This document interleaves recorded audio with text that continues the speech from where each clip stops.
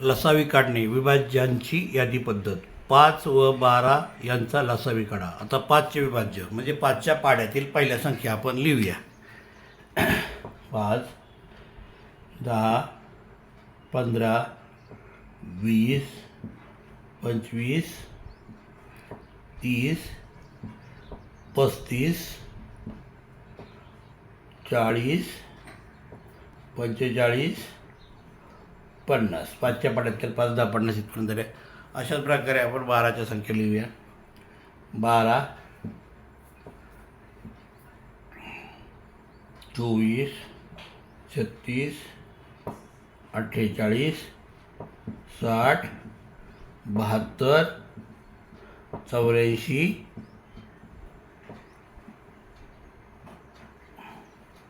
96,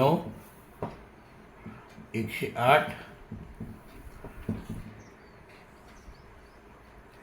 आणि 120.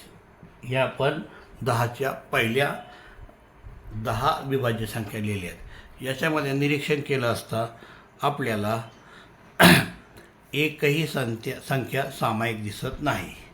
म्हणून आता ही 120पर्यंत यादी गेलेली आहे आणि ही 50पर्यंतच आहे. म्हणजे कमी दिसते ती यादी थोडी वाढवायची आणि एखादी संख्या सामायिक येते का बघायचं.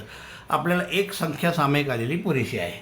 म्हणून 55, पुढची 60, पुढची 65, पुढची 70, डॅश अशी आहे. आणि ही 60 ही संख्या एकच सामायिक संख्या आलेली आहे तेवढी आपल्याला पुरेशी आहे.